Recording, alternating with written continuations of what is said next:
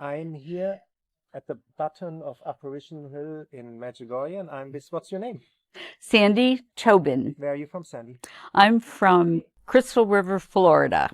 And you told me your story. It starts, you said, with an aunt. My grandmother told me about Lourdes when I was very small, and she was French, and she told me the story many times about Our Lady appearing to Saint Bernadette. And she told it as though she had seen the whole thing with her own eyes.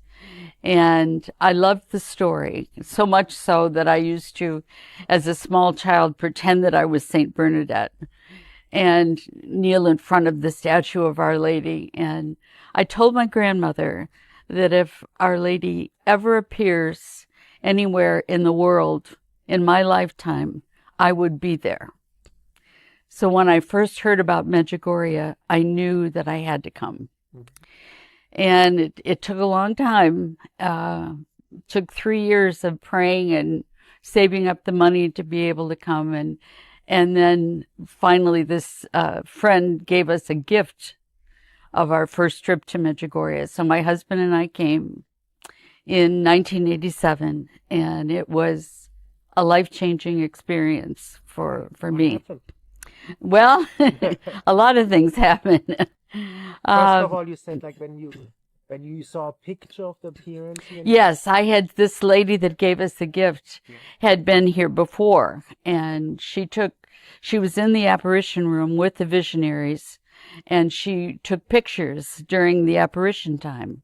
And when she came back and showed me those pictures, and I saw their faces, I knew instantly that it was real. I had no doubt whatsoever. And then I really, really wanted to come. And you said you got the gift to come. You yes, didn't have enough money, and this lady gave you exactly. So she gave us the gift, and it was just more than I could have anticipated. Well, a number of things happened. For one thing, I was really struggling with forgiveness because my father had been very abusive, and I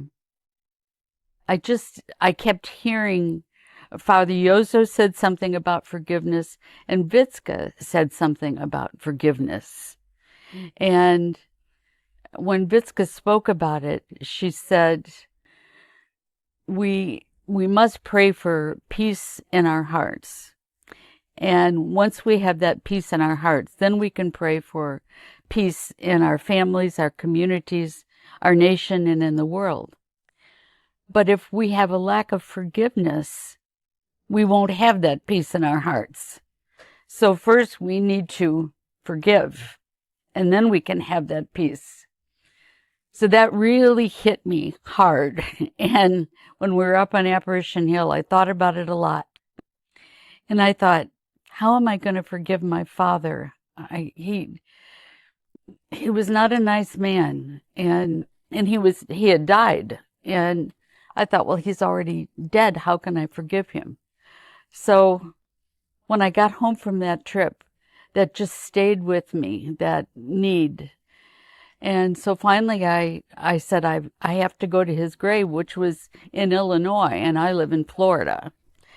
So I flew up to Illinois, and I went to my father's grave, and I had taken some flowers. And the first thing I noticed when I got to his grave is that his grave was all overgrown and messy, where other graves were all neatly trimmed.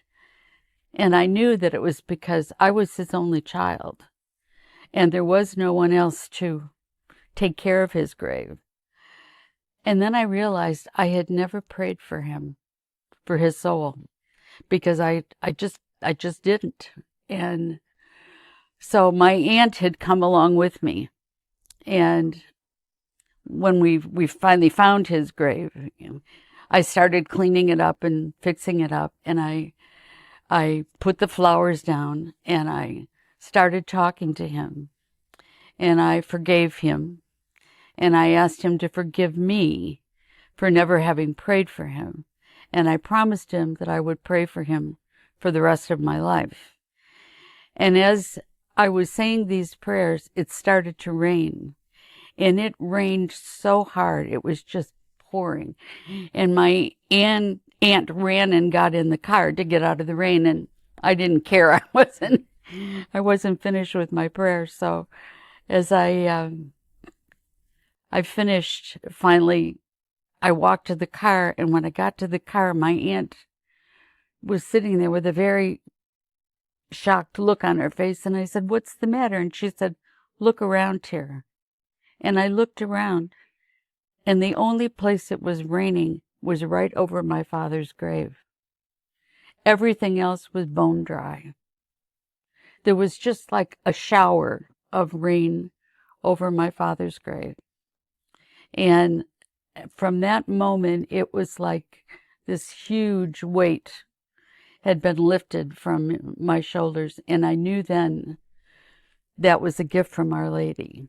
And that was why I heard that so distinctly in Medjugorje. So I knew then that I wanted to come back. And I felt really guilty almost for wanting to come again because we'd gotten this gift. So I contacted this travel company that we had booked the trip through, and I said, "Is there any way I could earn a trip?" And they said, "Well, if you get 40 people, we'll give you a free trip." So I got 44 people to come, including my pastor. And they didn't just give me a free trip, they sent me as the tour guide. I knew nothing about being a tour guide. So I guess they went from your actual tour, right? Yeah. My grandchildren, our guide and my grandchildren. And so we came, and as I said, I knew nothing about being a tour guide. And the lady who had given us the trip the first time had said to me, "When you are up on Apparition Hill, please bring me back 10 stones from the Hill of Apparitions." I said, "Sure." So we get up there, up here, right?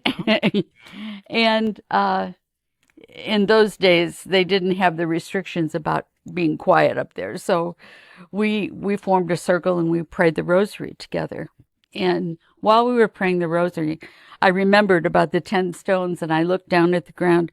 There weren't any stones. I mean, there were big rocks, but where the apparition site is, that had been picked clean by all the other people that had been there. Right. So I thought, well, I'll have to get them a little bit further away from the actual spot. So we finished our rosary, and we decided to just stay there for a while and have some quiet time. So we were sitting, and I had my back to the cross, or where the statue is now, and I heard this noise, and I turned around and I saw this little lady with a babushka, and she had picked up a rather large rock, and she was slamming it against another rock, just making this really loud noise. And I remember feeling a little bit annoyed because it was so peaceful until she started doing that. So I turned back around and tried to ignore it. And a few minutes later, there was a tap on my shoulder, and I turned and looked. And it was the same lady, only now she was young. When I had looked at her before, she looked like an elderly lady. But she had a very young face, same clothing, same scarf on her head, babushka, they said, but a very young, beautiful face. And she looked at me, and she motioned for me to follow her. And I said, "Me," and she shook her head, yes. So I got up and I followed her, and she went back over where she had been banging that rock. And there were 10 stones that she had made by breaking the rock. And she pointed to those stones, and that they were for me. And I bent down to pick them up, and I had a plastic bag with me, and I was counting them as I was picking them up, and there were exactly 10 stones. And I looked up to say thank you, and she had vanished. She just was not there. And so that was really amazing. Really, really amazing. So that's the second trip, right? That was the second trip, but there was more. Yeah, you told me. Tell me, how often have you been here? This is my 171st trip. It's unbelievable to listen to. It is to me too, because I was coming every month during the war, and in fact, my body didn't know what time zone I was in. It was I would be. How did you get here at the time? Was there the same infrastructures to fly into Split or to? All different ways, because I was bringing humanitarian aid. And so it just depended on what the situation was at the time. Like there was one time when I had 350 boxes of humanitarian aid that I'd brought from the States, and we could only fly as far as Vienna. We couldn't get any closer than Vienna. So we had to have a truck come and meet us there in Vienna to transport everything here. And I was going to the front lines taking, and I'm not a brave person, believe me. I was just going to say that if it had been my own will, it never would have happened. But just with that yes. Zeal, no? You call it, or this passion. Oh yeah, and I never felt afraid, and I get nervous when there's turbulence in the plane, you know. So it was like, what am I doing here? You know? But there were just no through Christ, definitely. But so many things. We brought a number of children to the United States for life-saving surgery that they couldn't get here. And now it's so wonderful when we're here and I see them, and now they're grown up, and some of them are grown up and married and have children of their own, but they were at death's door, and so just to see, there's just been so many things, so many blessings, just I can't even describe it. And because you see the whole story of Medjugorje, you have been the whole way through, nearly. You have been here and you have seen. Almost, yeah. And did the spirit change, or it's still the same like in the 80s? It's different in some respects. You know, when we came the first time, there were no street lights. The main road was a narrow dirt road. And there was, from the church to the old post office, there was nothing except fields and one little coffee shop. That was it. And so it was a simpler way of life. And I think that's one of the things that the older people, my generation and older, are really, they miss the simpler way of life. But the fact is that when I first came, they didn't have any of these pensions. And we were in somebody's home, and unbeknownst to us, my husband and I were in the parents' bedroom, and they were sleeping on the floor somewhere else in the house. And so all of this building and things that people criticize Medjugorje for was all necessary. I mean, they had to create places for people to stay, restaurants, you know, for eating, and everybody wants to bring back rosaries and things from Medjugorje, so all the shops started, you know.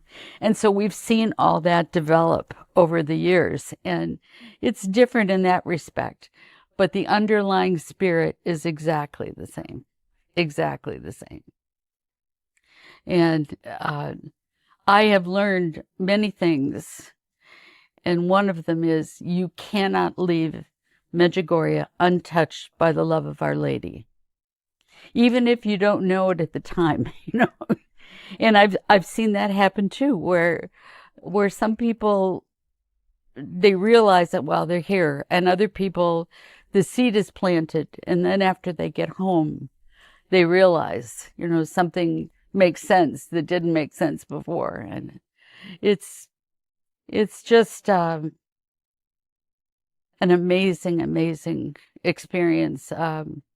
We are on a mission this time. This is the longest I've been away from Medjugorje since 1987 because of COVID. Mm-hmm.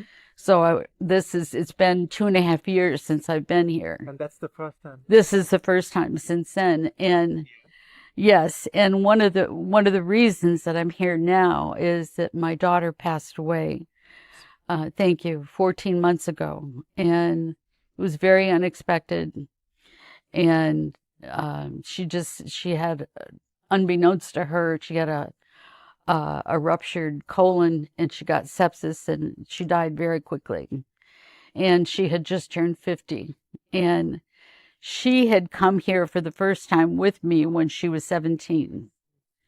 And the funny thing was, we were also going to Rome. And I heard her on the phone talking to her friend before we left. And she said, I have to go to this religious place with my mom. But then after that, we're going to Rome, and I'm going to see the Gucci store. I thought, oh no. My generation. Right. But when it was time to leave Medjugorje, she didn't want to go.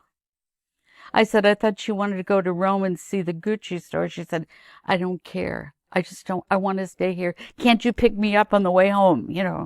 She was 17. Well, then years later, she started, when I was into the humanitarian work, because my husband had a full-time job, so he could only come over with me once or twice a year. She came to work for us, and she started coming on the trips because it was too much for me to handle alone. And then she actually brought some groups on her own. So Medjugorje became really her second home, like ours.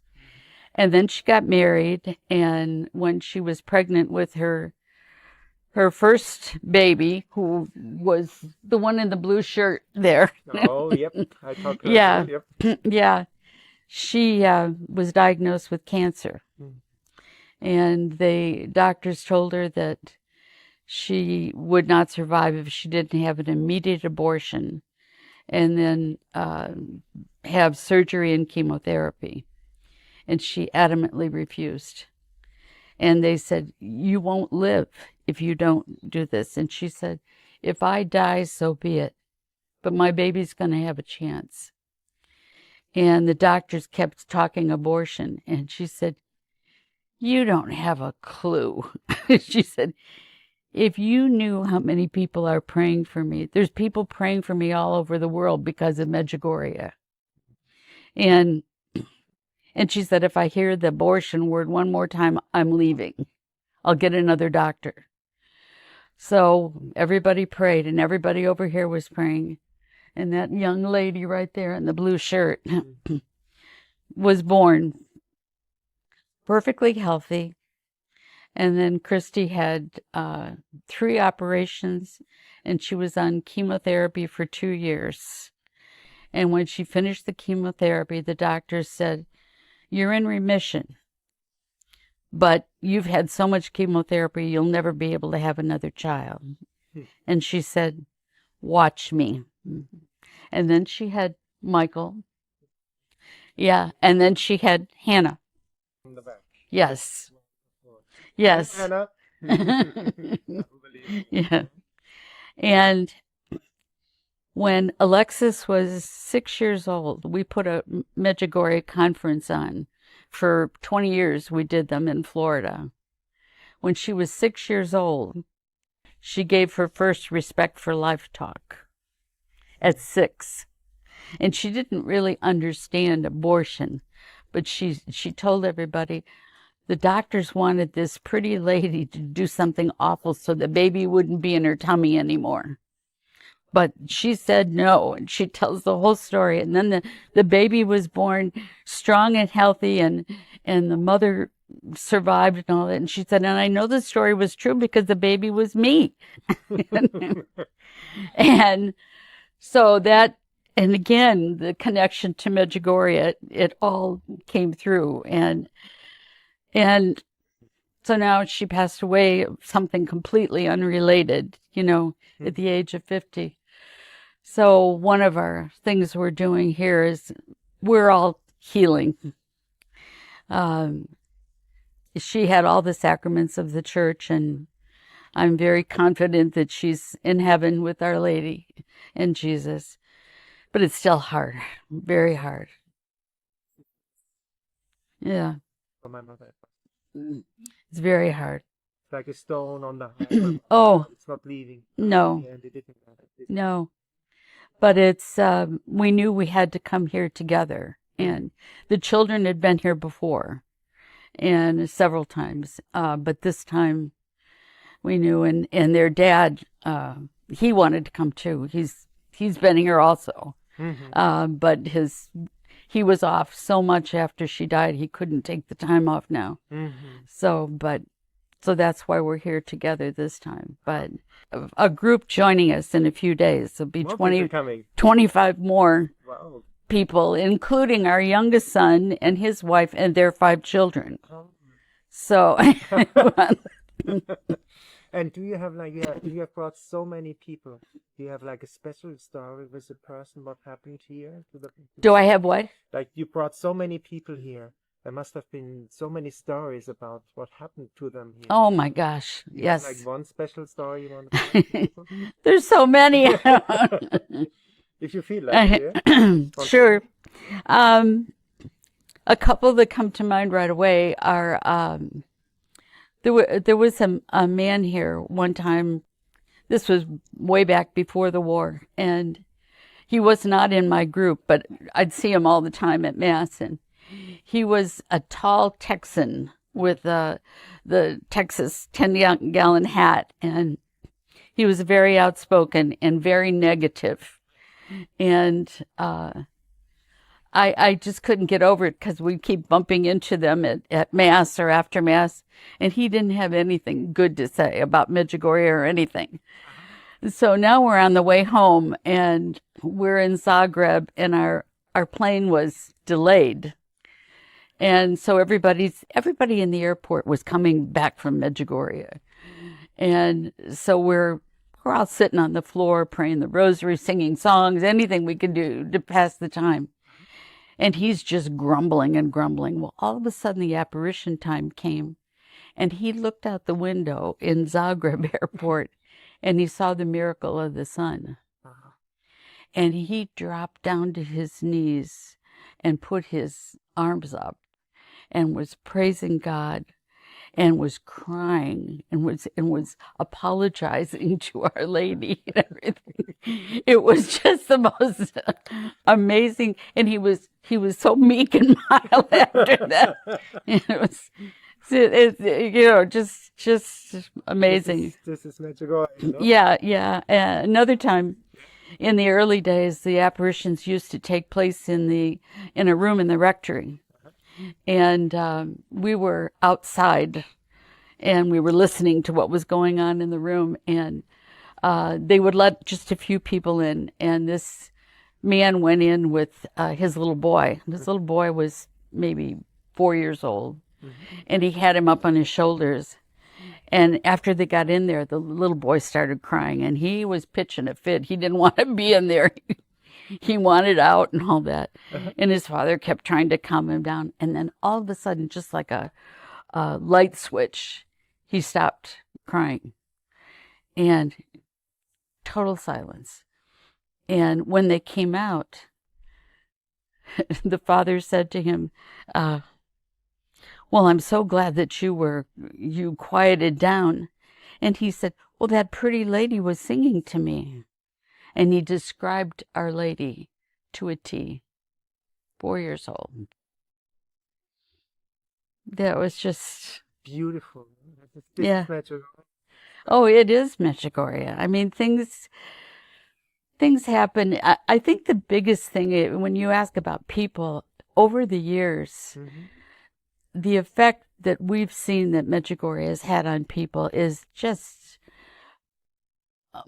it's beyond description.